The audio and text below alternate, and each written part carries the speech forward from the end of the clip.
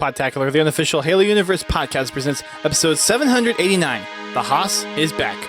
Recorded live on July 15th, 2021.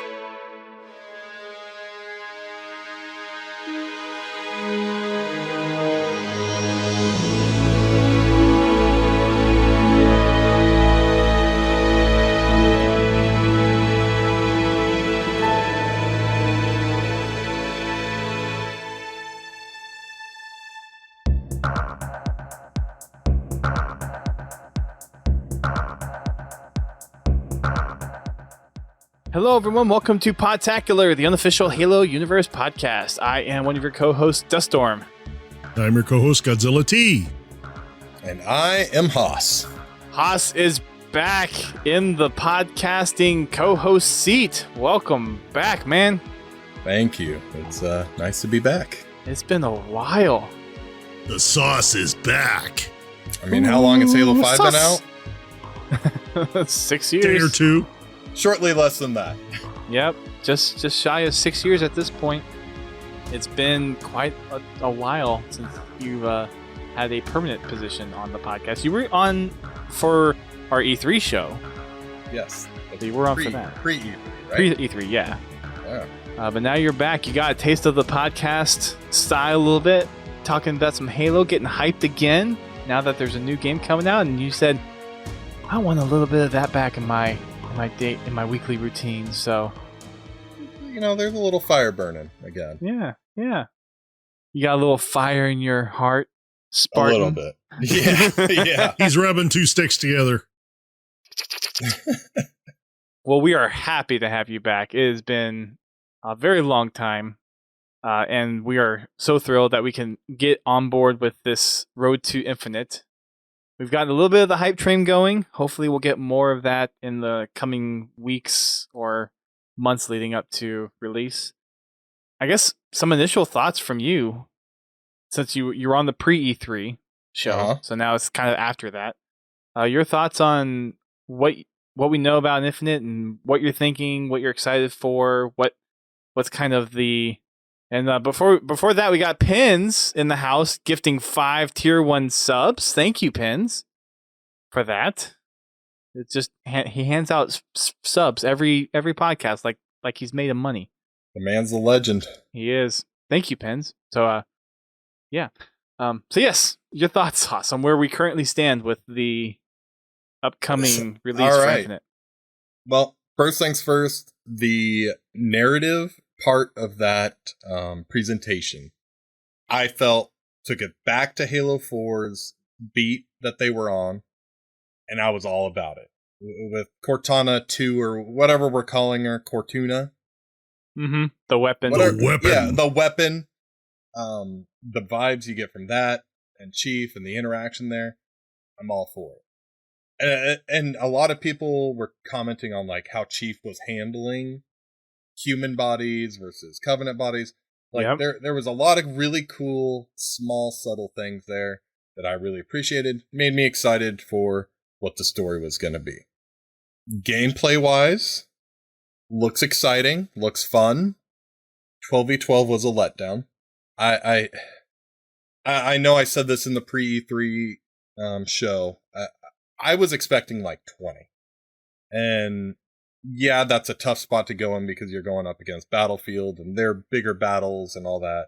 Mm-hmm. But I felt like 20 was like that perfect grow from the player quantity from Warzone and what we've already have. When you just kind of scale BTB back down to 12v12, I just feel like you're getting Warzone with the classic modes and no AI. So I'm sure it's going to be fun. Everything we've seen, I think, looks fun. Everything they've announced around it, the battle passes, everything, I think has been a home run announcement. Yeah. And like, the gaming industry loves the battle pass system that Halo Infinite has. I'm a big supporter of battle passes, period. And that has always been my critique, is like, I hate feeling like I have to grind a game, especially as I get older and responsibilities pile up around it. I don't have the time I once did. But sure, you know, so their systems that they are announcing, the skins, everything, free to play. There's a lot of elements they got going, working for it. I'm still waiting for that multiplayer thing that says this is going to be different. It's going to be the same, but it's going to be different. And we're taking it up that extra level. And 8 extra players hasn't quite done that for me. And I know a lot of the Halo community. Yeah, 12v12 sounds fun. I mean, we've all wanted big team battle back. Yeah, especially after Halo 5. Just natively. Yep. Yeah. So 8 more players to BTB. It's fine. That is a good improvement, but it's not that thing that I'm just like chomping at the bit to know more about. Because I just feel like, okay, 8 more players, cool. Yeah. But overall, I would give the whole presentation like a B+. And they've said all the right things from what they have said, but they have been quiet since. And I think if you're on Twitter, you're starting to see the people be like, okay, we're waiting. We're hungry again. Yep. Well, they were hungry 10 minutes after the show was over. Right. So maybe we're starving? Yeah, I get what you're saying, Haas. Finger. Yeah, everybody wants more information. And I think with the way things went with Halo 5, they're taking a more measured approach to Infinite. Because if you notice, they really haven't started pushing story yet. Not like they were in Halo 5. I mean, they had all those live action trailers already going and all this other promotional stuff that they were doing for Halo 5, but we have yet to see that for Infinite. So I'm interested to see what their game's going to be, and we are getting to the short terms here. Yeah. Next month it's starting to get to be crunch time.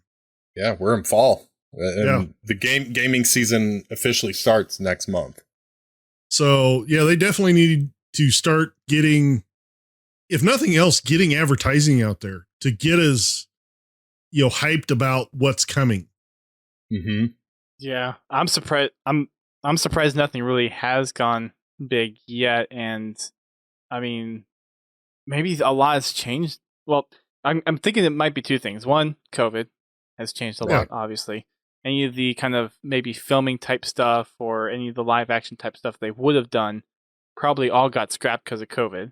And I don't know how much of that would have been part of their whole advertising campaign. Mm-hmm. And I totally blanked on what my second thought was.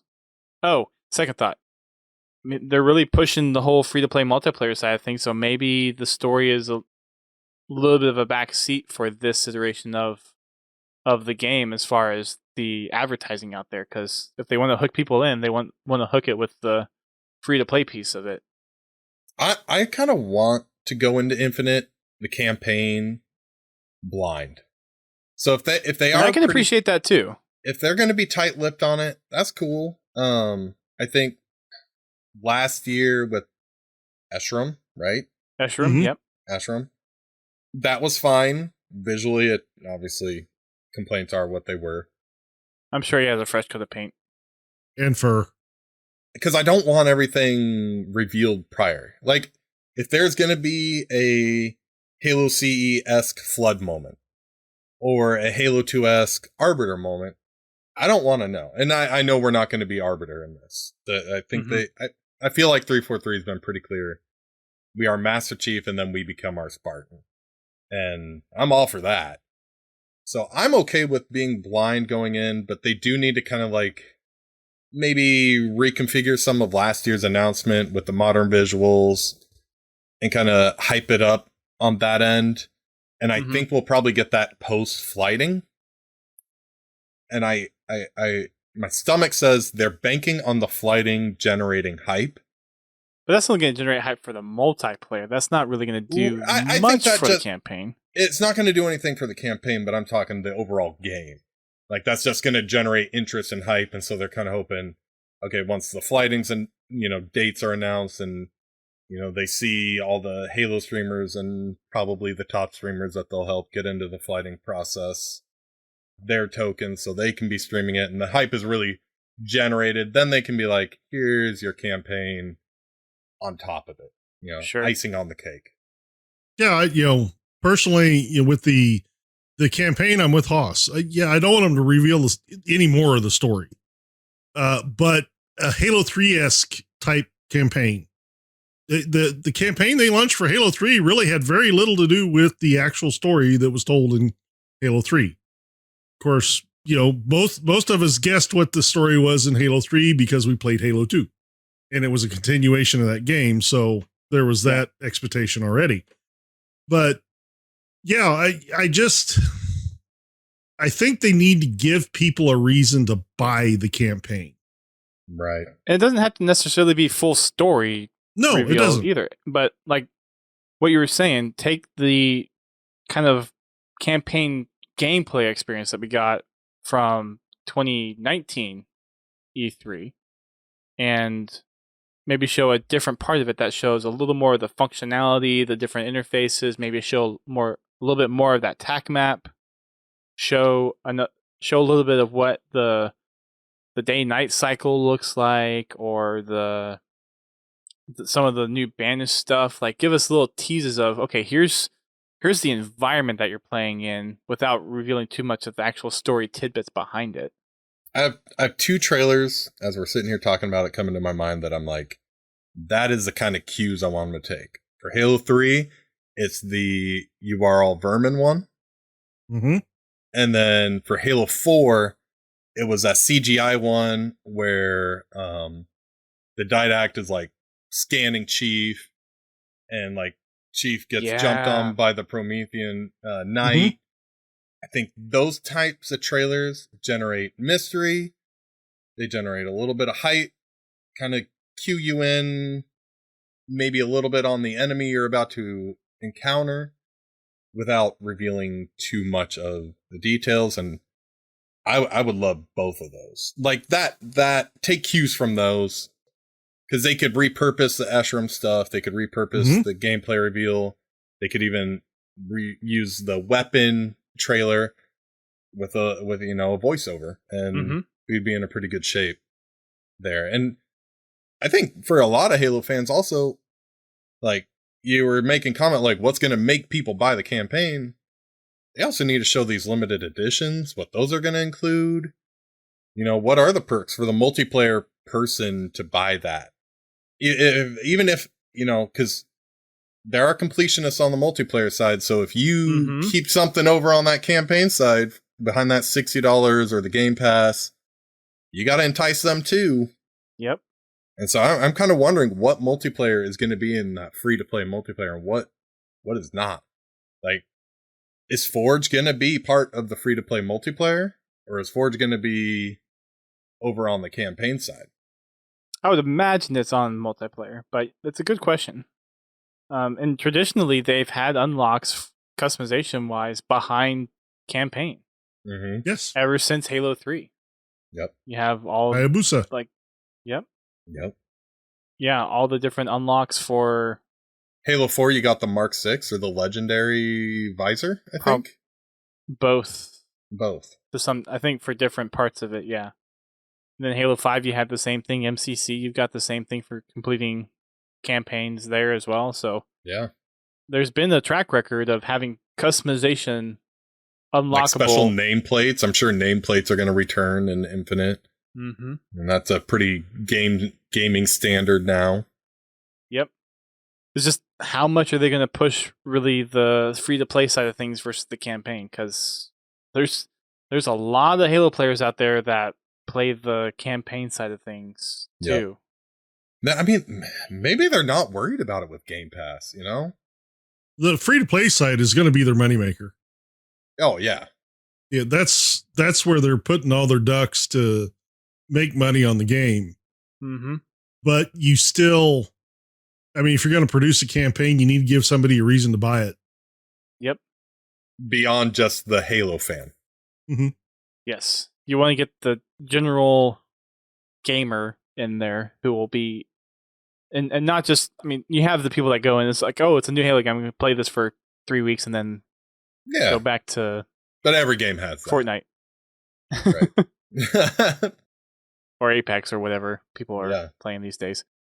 I think it's one of those things that it's been heavily impacted by COVID. I'm really surprised we haven't seen a lot more since the Xbox press brief, which has been over a month ago at this point. Yeah. Yeah, because they did say that was the reboot on the Road to Launch campaign, or whatever the exact terminology was. Yeah, there's not a lot out there since that. And it's a tough spot to be in because we don't really know how much everything's been affected. Mm-hmm. They also still have to fulfill, they do have to find a way to please fans and generate hype. I love Forza Horizon, but Forza Horizon beating out Halo for most anticipated game kind of was a punch in the stomach to me. I was like, that's great for Forza, and I love Forza, but man. Yeah, Hurts is a Halo fan. Yeah, because I felt like that was Halo's moment to really crank it. I don't know. And really and part of it could be that. part of it could be people are being cautious because of people's perceptions from the past couple of games that 343's come out with Halo 4 and Halo 5. So people might just be a little bit skeptical and a little more cautious this time around, and we might be pleasantly surprised, and when Halo Infinite launches, everyone's playing it. Yep. Not me. I'm jumping in with both feet. I think we all are. I fully expect month 1 to be insanity around Halo Infinite. It's months 3 to 6 that I am keeping my eyes on the most. We're all going to be excited. Anybody that's played a Halo game is going to be excited. Halo 4 was pretty well played for a good minute, and then it died off. So it's going to be interesting to see how 343, especially as a games as a service model this time, is going to continue the hype and the interest in their game, especially as so many games now are running this model. And I feel like every other week it's like a new game's got a new thing coming, and I'm like, ooh, I got to play that. Like Sea of Thieves, they got Captain Jack Sparrow. I'm just going to go Microsoft titles here. And then you got Flight Simulators, got Top Gun coming. Ooh. There's all kinds of cool stuff like that. And granted, those games aren't Halo, but they got to continue the interest. And I think there's going to be some interesting moves from 343 post-launch. I just hope they can deliver on that and maintain that interest for months 3, 6, and beyond. We're in a very precarious spot because the legacy that Halo has from when Bungie was the caretakers of the franchise, people beloved what Bungie did so much. And 343's done some controversial stuff. Granted, to some of us, it's like, okay, like we like how this is changing the game a little bit. There's some new elements being added to the franchise, which every franchise needs to grow. So, I mean, for everyone that's saying 343 killed Halo, I mean, they're keeping Halo alive. They're making more games. They're giving you new experiences to keep playing Halo. Yep. With what 343 is doing and trying to really honor the more classic Halo, the feel with going back to a Halo ring, really trying to recapture what Halo CE did, but then also kind of keeping in with their story beats, is at the moment seeming like kind of the best of both worlds really coming together. Yep. And it's going to be really dependent on how well they can meld that and make it a experience that's familiar but still new to appease the old fans, which is kind of a knock on wood scenario because everybody's an old fan now. Yeah, depending on what you consider old. I mean, we're 13. No, that's really bad math. We're just a year and change away from Halo 4 being 10 years old. Yep. Which is and Halo wild. as a franchise is 20 years old in November. Yeah. Yep. Yeah. I mean, it's hard to please. I mean, shoot. If you were legally allowed to buy CE when that game dropped, you were at least 38 years old.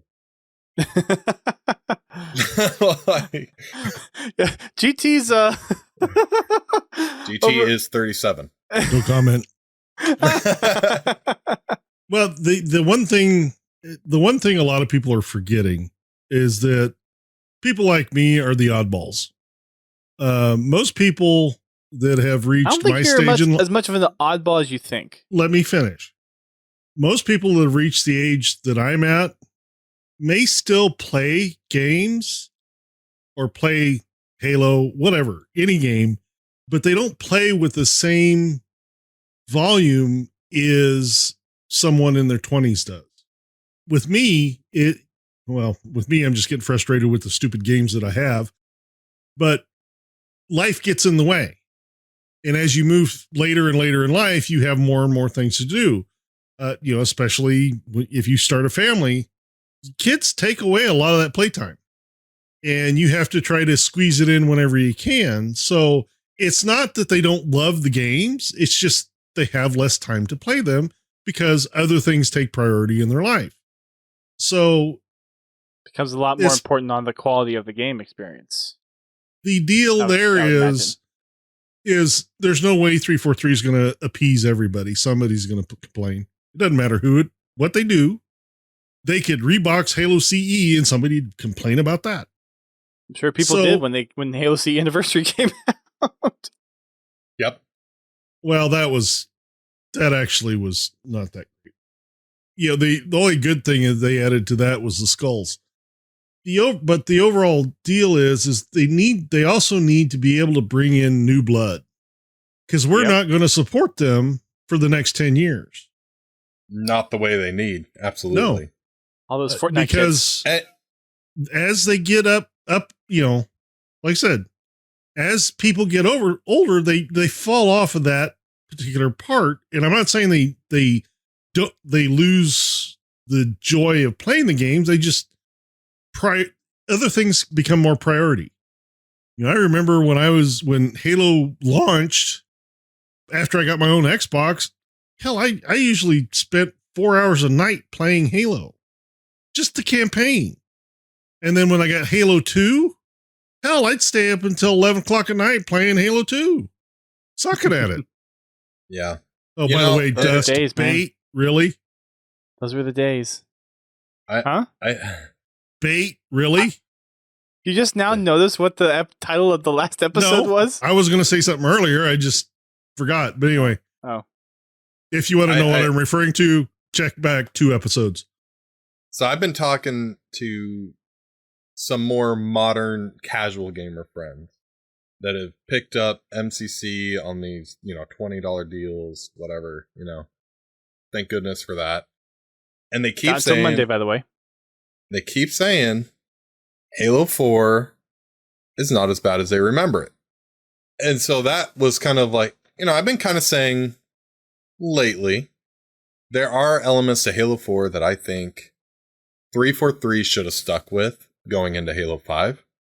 I think the gameplay, especially, they should have kept rolling with. There should have been tweaks, but I do think Halo 4 was set up more in a modern way to capture gamers, especially the younger audience, moving forward than Halo 5 was.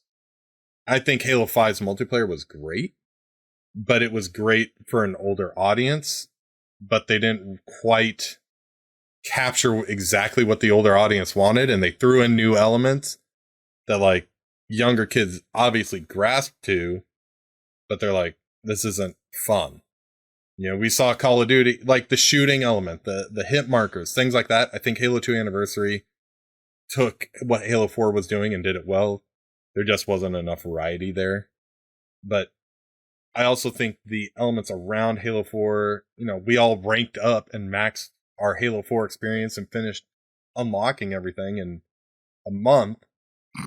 Yep. And then they were like, here's the Castle map pack, and it's like, okay, that doesn't do anything. And then by the time they added the ranks that you could only see online on their website, yeah, we were all gone. I mean, not, gone, but the community, bulk of the population, the bulk of the population had moved on. And I think MCC with the ranks and everything they got going on in MCC right now, you kind of forget about that and you can kind of just enjoy the gameplay and have all those things happening around you. And you're like, wow, this game's actually pretty fun. Still not my favorite, but it's like, there's a lot here that I like. As a game in 2021 that I'm playing, there's a lot to like here. And I kind of hope Infinite follows suit with that. It's a lot of things to balance. Yeah, I'm looking forward to seeing what they've got for multiplayer, especially the tweaks that they've made to BTB. Mm-hmm. That's going to be the big thing for me, is seeing how they approached BTB for Infinite. You know, how they balance those extra 8 players with vehicles and maps, dev made maps. Yes, that's a big, big plus in my That's a book. big thing there. Mm-hmm. And, you know, just how that went, because we really haven't, it's been a while since we've had a good BTB. Halo 4 did have BTB, but one of the drawbacks with it was loadouts. So everybody had a plasma pistol in their pocket. So vehicles were not useless, but a lot more of a challenge to use. You couldn't be as aggressive with vehicles in Halo 4 as you could in Halo 3 or in Reach. Yeah, they're made of paper compared to some of the other games. They sure were. Well, you could go. The problem was you go around a corner and there's a plasma pistol, and then you're stuck. Then the pocket shotgun, the bolt shot. Yeah, I'm not saying 4 didn't have its problems, but the overall impression I had with the multiplayer, I loved it. It was fun. There was things I didn't like about it. There's things I don't like about all of them. But I think with the move between 4 and 5, they did make progress.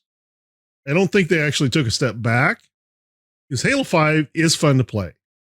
Getting used to the movement mechanics does take time. And for some people, it takes away from the gameplay for them. That's, me personally, I like the pace of the Halo 5 or Halo 5 multiplayer. I like the pace of it better than I did any of the other games, because it feels like it moves much faster. The older games, they just seem to drag for me, and they always have. And that just shows you how much gaming has changed over the last 20 years. Yeah. Because Halo was the staple after like GoldenEye for shooters on console. Yeah. Like it defined a generation. Until 2007, 2008, I would say without question, Halo was the standard. Mm-hmm. And now you've got all these other games that have basically ridden Halo's success of getting a first-person shooter working on a console in the way that it does today. Yep. There's such a powerful legacy in Halo, and it hurts as a Halo fan to see like how far we've quote unquote fallen in the ranks of just gaming in general. Yeah. But at the same time, I mean, to both your all's point, Halo still has to innovate and attract the newer blood that's out there. Mm-hmm. And that is the gaming audience. It's not us old folks anymore who grew up with Halo CE and Halo 2 and Nintendo 64, all the wacky shooters that the D-pad It's and the people very playing loose knob. It's the people playing Warzone. It's the people playing Apex. It's the people playing Fortnite. Mm-hmm. I mean, shoot, go beyond that. Go Minecraft. Go, what's that other Minecraft Roblox? Yeah. Like, I mean, I had no idea how huge Roblox was, but it is massive. Mm-hmm. But there are so many types of things inside games now that you kind of have to learn from each other. Don't have to copy and paste, but learn, see what the other people are doing. You're not the leader anymore. People aren't copying you. They're using the legacy that you left them. So now it's your turn to leave a new legacy. Yes, it is.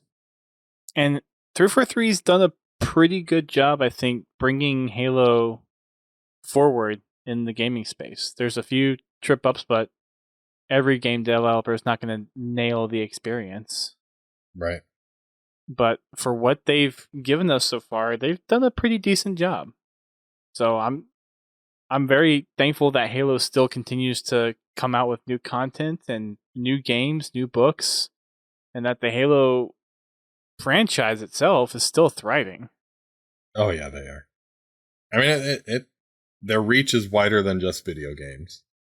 It's a multimedia franchise. Yeah, they're still the bread and the butter as a video game, but the books, hopefully that show delivers. My God, I hope it delivers.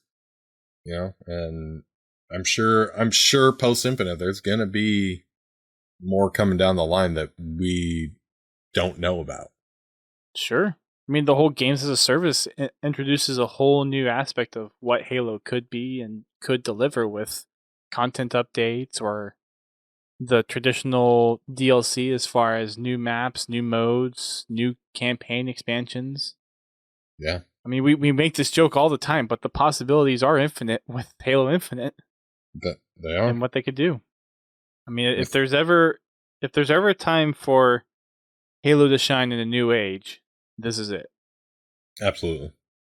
And I think, like everyone else, I'm cautiously optimistic. I think for the most part, people are very happy with seeing 343 trying to go back to some more of the core of what helped define Halo in its earlier days, without necessarily dropping all the new stuff that they've really come up with the story that they've built, with the new mechanics.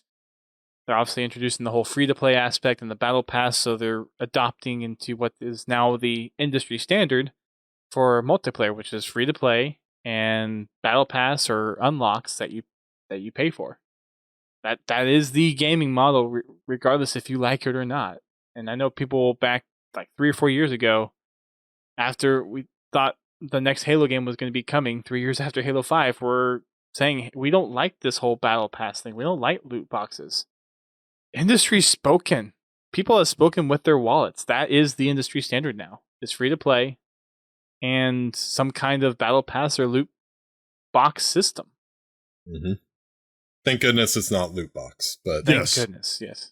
The battle pass, I don't have a problem moved with. Away from that.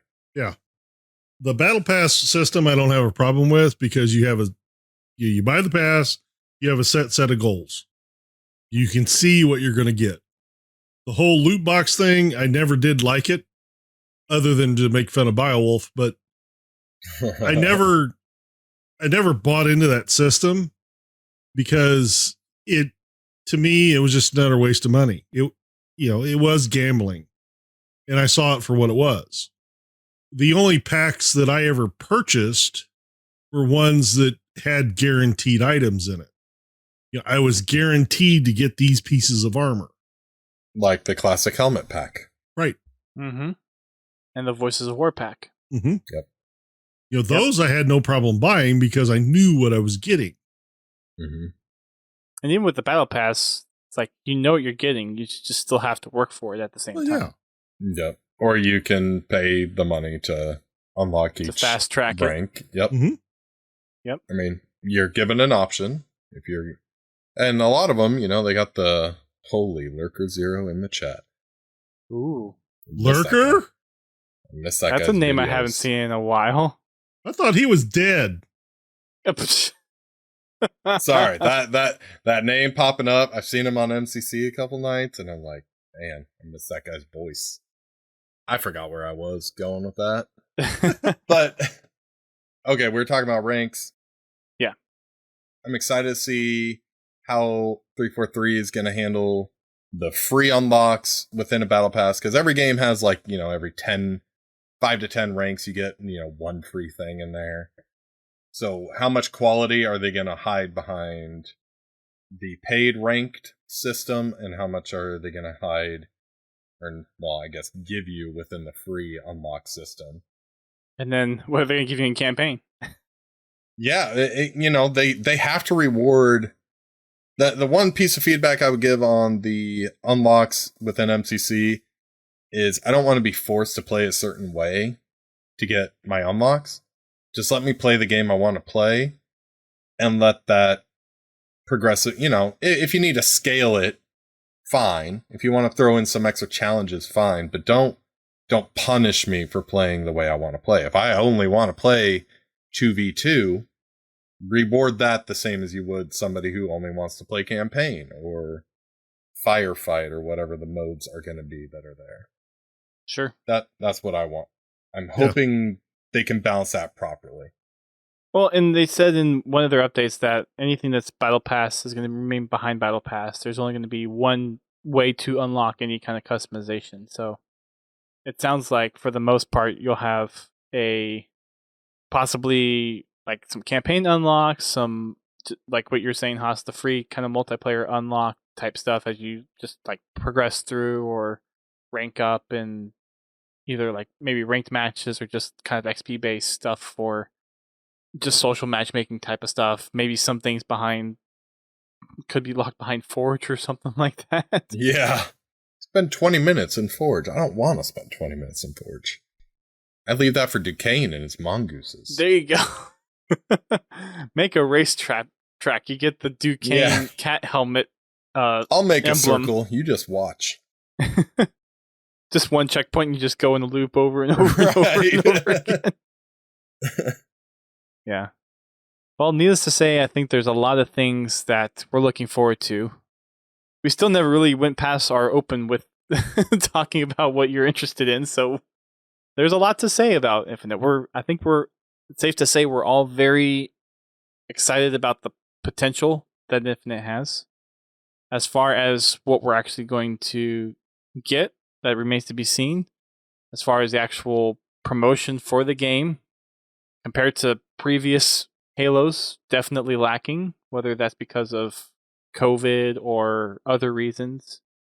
We don't know. I think Haas is on the money. I've seen Twitter just try to grasp at straws for leaks and rumors, and there's the whole thing. I think there was a tweet on Monday. It's like, flight incoming in 48 hours, and here it is Thursday, and there's no word of a flight. If you flight. bought into that, I'm like, 343 doesn't announce things at 6 a.m.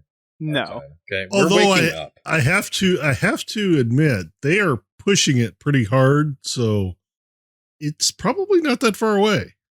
Yeah, 343's been tweeting a lot about making sure you're signed up for the Insider program.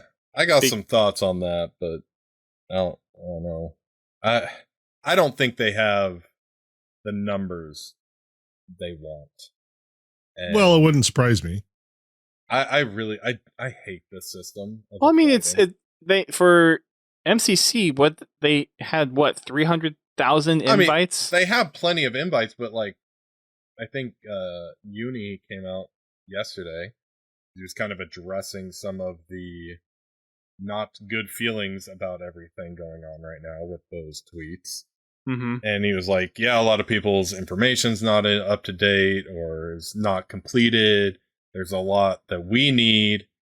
To me, that says this system is too complicated to get what you're wanting. But it's not that complicated, though. It's not that complicated if you're a fan and you're in the know. But I've had to walk at least 10 people through this process, and I'm like, because they're like, oh, is Halo going to have a demo or beta? And I'm like, kind of, but they're not calling it that. Oh, do I just pre-order the game? No, you have to go to halowaypoint.com/insider, and then you need to register, and then you need to fill out this form, and then you need to run a diag on your PC if you're going to run it on your PC. It's just like, they're like, oh, I'll just do it later. And they'll never do it. Yeah. Buried entry. I mean, it kind of sucks because it's like, okay, at some point there's probably a bare minimum that they're trying to capture. Yeah. But even that bare minimum is a barrier to entry. Like, I feel like they are pushing it so hard on Twitter because they're like, please, we need your help. And, I think something as simple as like, throw it on the dashboard of the Xbox. Like, click this to register your Xbox and your account into the flight would do wonders for those numbers, because who's not going to want to do that? It's but how would you do that on PC?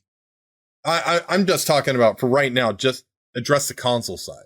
For PC, I don't really know what the answer is. Get out on Reddit forums, have IGN kind of help you pump it, get these other avenues of people who can communicate information to you to help get that message out. If that's what you're needing, I'm sorry, like, Sketch, Unisheck, Grim, like all those guys, they have huge followings. They have huge Halo followings. Mhm. We need to get general gamer followings Sure. to jump in on this. And so who do you need to go to help market that and extend your reach? Because right now, That's I a good don't think point. it's being done. Yeah, it's a good point. Hadn't thought of that being a barrier because for the most part, it's been just used for MCC at this point. But now with it really trying to showcase for a new game, you're right. We do need that IGN, that GameSpot coverage of here's how you sign up for the Halo Insider to get access to what traditionally has been a beta.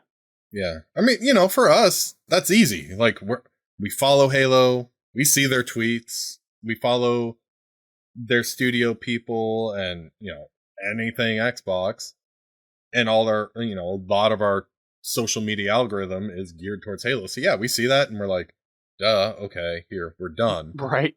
But, the guy that gets on his video on Halo MCC on his Xbox for an hour a night if he's lucky, who probably wants to play the Infinite Insider, but all he does is turn his Xbox on, turn his Xbox off, and goes to bed. We're missing that person. Yep. And so how do we reach that person? Does it on Halo 5, do you need a box like, how they did the Halo Worlds promotions and stuff like that? The card. Like, get those cards up. Make it as easy as possible. I think they have been on there though. So that's why I think it needs to be on the dashboard. Because then it's like a tile, they have advertisements on there.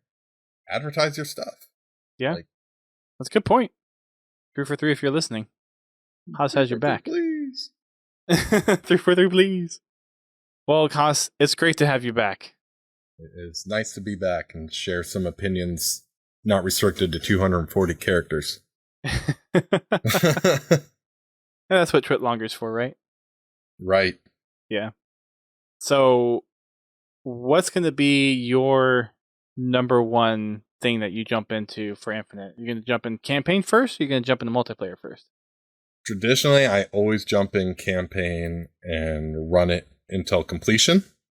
I'm older now. I don't know if that will be a possibility. I do plan on taking vacation during at least the launch. So We'll see. I generally aim towards campaign first because I want to beat it on Legendary, kind of get my fill so nothing can be spoiled. There's some games I can let be spoiled and I'll be okay. Halo, not so much. But I also know I got that group of friends that's going to be like, yo, spamming me invites. That's going to be hard to say no to. Yeah. I think the flighting will hopefully get that fix done that, okay, I played the multiplayer and now I just need to play the campaign. I'll see you guys tomorrow kind of thing. And so my current prediction is I will be on campaign night 1 and then I will sleep for 4 hours, wake up, and play multiplayer for the next 24. There you go. I think the same will probably be for me. I will have... I have leave set aside to take off basically that week as well to play. That's like my last bucket of user lose that I'm planning to reserve is for that week whenever they actually announce the date. Which is a little frustrating they haven't announced the date yet, but... I think we'll have that by the end of this month. It would be nice to kind of plan schedules. Yeah, right. Is it going to be before Thanksgiving, after Thanksgiving? Is it going to be... I don't know, with their whole pushing the 20th anniversary, I think they might keep it pretty close to the launch date of CE. That's my hope. I think that'd be perfect. I don't think it will be the same launch date. I don't think it's coming out on the 15th. Well, no, that's not Tuesday. So if they try to do it on Tuesday, that's not. But I think it could be that week. Yeah. Yeah. When does Forza Horizon come out? Because I know that launch date kind of made a lot of people like, ooh, that's close. I think it was the 9th. But I don't know if Microsoft is going to care all that much. Because it is two totally different audiences. It is. When you scale it. But yeah, the 15th's a Monday, so I'm thinking either like the 16th or the 18th. I mean, they could do a that's a week launch later on the 16th, but like it always released at 9 p.m. the previous, so you just call it a 15th launch. Mm-hmm. Yeah. Yep. Why not just do that? I don't think by releasing Forza close to Halo, you're going to be facing the Titanfall 2 situation of throwing your game right between Battlefield and a Call of Duty. I do wonder if they're waiting to see what Call of Duty is going to do to kind of like, hey, let's just make sure we give Halo enough room to breathe. But I kind of hope Halo kind of has the confidence to release when they are ready to release, and it doesn't matter what their competition is doing because they know they believe in their product that much. Yeah. Yeah, I just don't know if the public can do that. It's fair. It's one thing for the game developer to have the confidence to go up against Call of Duty, but if the public doesn't have that confidence, you're fighting an uphill battle. So I think a lot of that advertisement needs to come out to build that confidence. I mean, Call of Duty is dead silent right now, so they need to start, hyping the game. You don't have to tell us anything about it. Just get some marketing out there and get Infinite in people's heads. I don't want to see the same GIF or clip of the multiplayer reveal trailer anymore. I'm over it. Yeah. Give me something new to chew on. It almost feels like, to me, they're writing too much on the prospect of what flighting will generate hype for. Yep. And past Halo games haven't relied on, having a beta is nice, but they haven't relied on flighting for marketing their game. No. Mm-hmm. Like, if that's what they're doing, I think that's a big misstep. Yep. If they're holding out to let flighting be an advertisement push to have people come and actually purchase or buy the game or play the game, that's a big yikes to me. Because that's not marketing. No. I mean, it is a little bit. It is marketing, but that's more of a bonus than that you should be counting on. You should have see them on YouTube, yeah, at least bi-weekly with something to. YouTube it kind of blows my mind when you actually look at how big and how extensive the YouTube reach is alone. Man, let's take advantage of that. How many different we had monthly releases from IGN, GameSpot, all these different gaming news sites. Yep. After E3, for Halo 5, on all the there was basically monthly news articles from all these gaming websites after E3. Nothing's happened. Get some trailers mid-episode of, I don't know, what are we watching now? Walking Dead was popular back then, but it's not anymore. Stranger Things. I'm talking live. I don't watch TV anymore, so. Oh. Yeah, I'm like, what's popular on live TV now? I don't even know. Nothing that I see. I mean, there's Disney Plus, there's HBO. I mean, so many people are streaming service, and now they do need to get some advertising out there in some way, stumping myself some here. form. Sports, yeah. I mean, Monday Night Football. I mean, I remember the Starry Night trailer. Oh yeah, during halftime. Yeah, and everyone's didn't watch tweeting. That Monday Night. There's a commercial game. coming out for Halo, and everyone's tuning in just for that commercial. Right. And then you caught the people that weren't watching for that that video. You know. Mm-hmm. And you see people on socials I just saw a Halo commercial, totally unexpected. It's yeah, we were waiting for it. Right. We've been waiting the last 2 hours for that commercial. Right. And it was The Walking Dead for the Lock and Chief dual trailers. Mm-hmm. Yeah. Man, we need that. That's an hour of my life I'll never get back. I waited for the cell phone video to go up on YouTube and then the official one to come out 2 hours later. Yep. Yeah. I'm surprised that there hasn't really been a push. Yeah, I mean, we just gotta hope it's close. Yeah. And maybe it's all COVID related, and if it is, then I get it. COVID's had an impact in multiple areas across the world. It's a problem you got to find a solution for, though, somehow. I mean, it's a crappy situation. We all respect that, but if you want your game to succeed and get people playing, give us something. Something's got to be there. Yeah, exactly. Give us something. Yeah. So Well, Haas is returning as a permanent co-host. For those who kind of didn't pick up on that earlier, we've seen a couple questions in the Twitch chat saying, "Is Haas back now?" And he is back. He's back for the foreseeable future. No, that's his front. I respect the dad joke, but I'm face palming on the inside. So we are going to be back next week. We actually have a scheduling conflict, I think. I think DJ is supposed to be coming back for doing the pre-DreamHack drawing for the Griffball stuff. And then we had another person reach out to us about promoting something else, so I got to deconflict that. We'll be back on Thursday next week for sure. We'll probably have a double podcast feature next week. So stay tuned for that. Yay! GT, you have the show notes up to go over at least the playlists that we have coming in Halo 5 for this week? Maybe. Like, kind of scramble to get the ones up for MCC? Maybe. Since I forgot to do that before the show happened. I might. All right, for this weekend, we get Griffball rotating in for Community Slayer. No, sorry. That's Community it. Slayer rotating in for Griffball.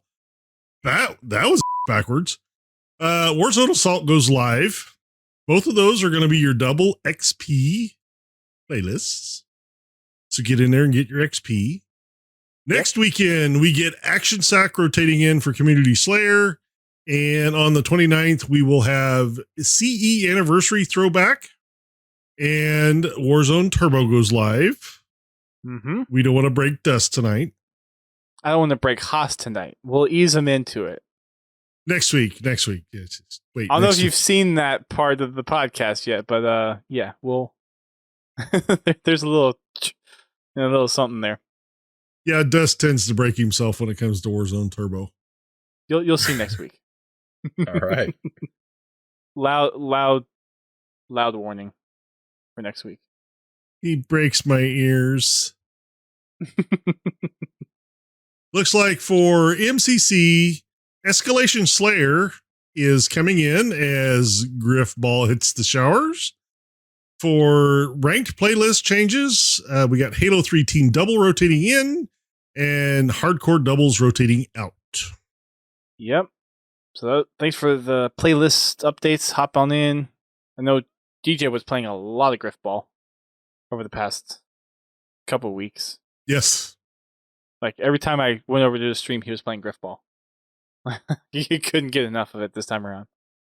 We also had Canon Fodder 117 come out, which we got to be a little part of. Jeff, or Grim Brother 1, reached out to many content creators across the Halo spectrum, and everyone did their own little homage to Master Chief, being the 117th Canon Fodder.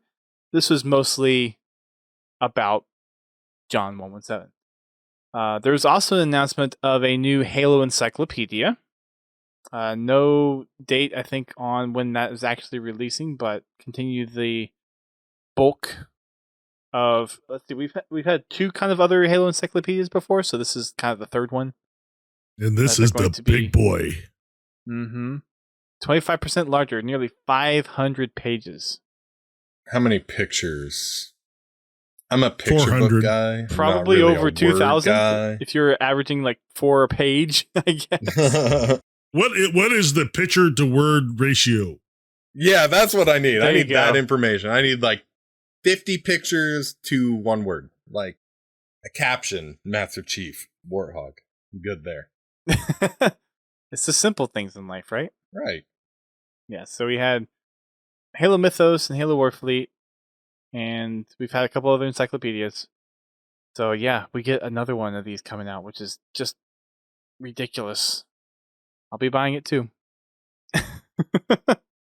So along with us doing a podcast, there was Sacred Icon Halo, there was Podcast Evolved, and then the Luminary, which is actually a pretty recently newly started Halo podcast. We've also got to hear from Claude Herrera, Brendan Lowry, Alex Wakeford, And then we have a bunch of YouTubers who did some stuff. So Forward Unto Dawn podcast had their 42nd episode, which is a nice number to pair up with Master Chief, the answer to everything.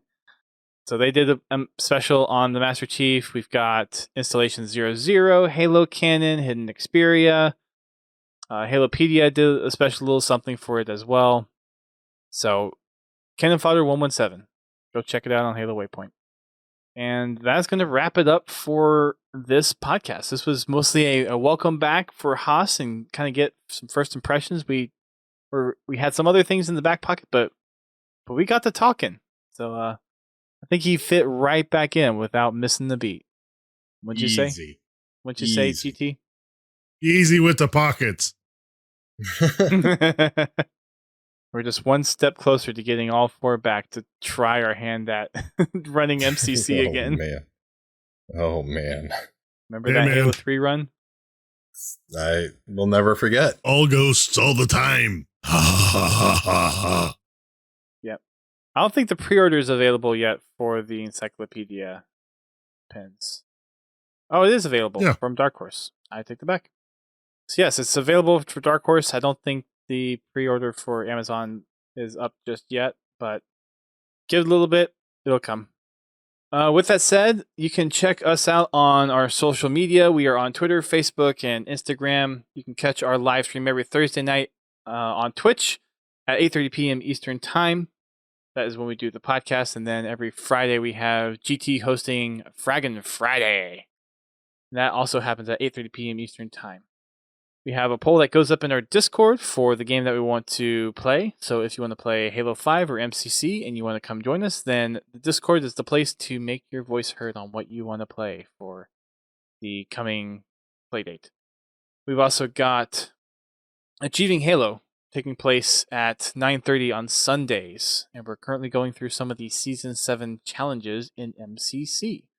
So if you're working towards those and you want to come join us or come watch us in crazy moments like the time I splattered Prestige in a ghost with the Warthog last week, then you can come on over to the Twitch channel and watch us there as well.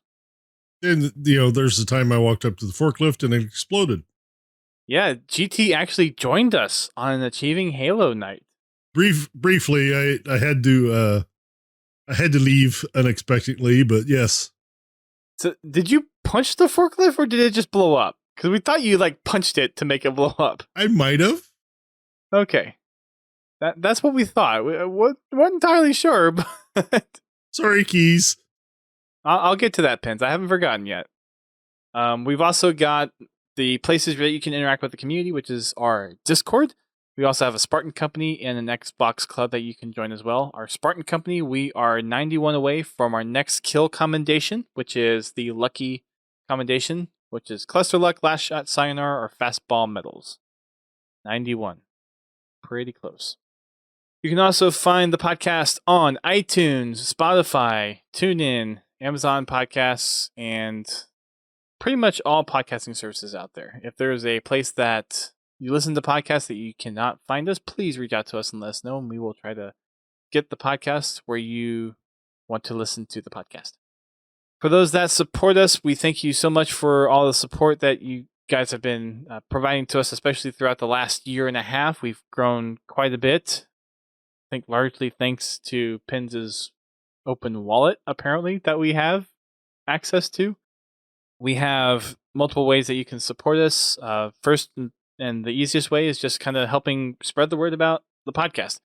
Share us on social media, Twitter, Facebook. Let people know about the podcast. Come join us on their Discord community and come hang out and interface with us, interact with us in Discord and the Twitch chat.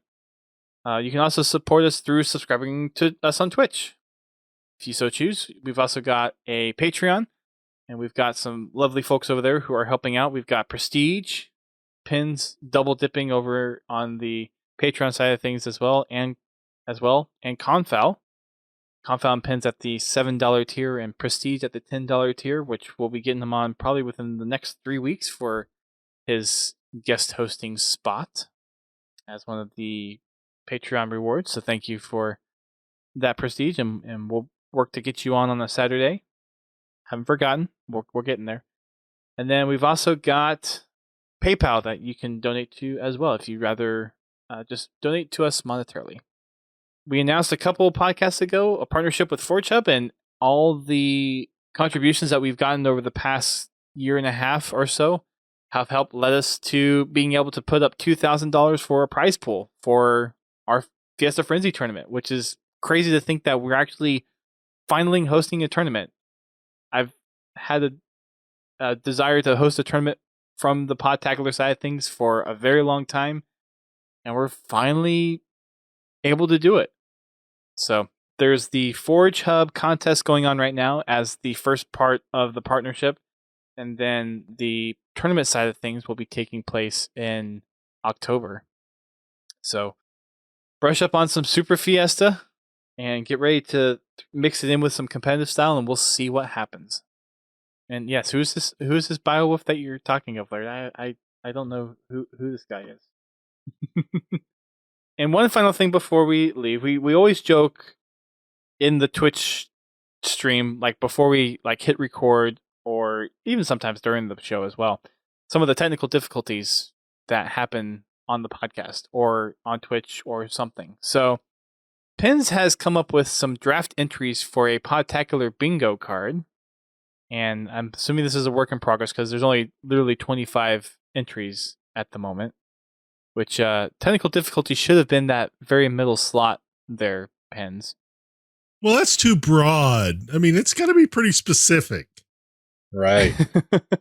Well, so his middle option right now is keep on fragging them trucks, which we say every podcast because that's just a tagline that we use for every podcast. Well, see, technical difficulties, that's something specific. Technical difficulties could be anything.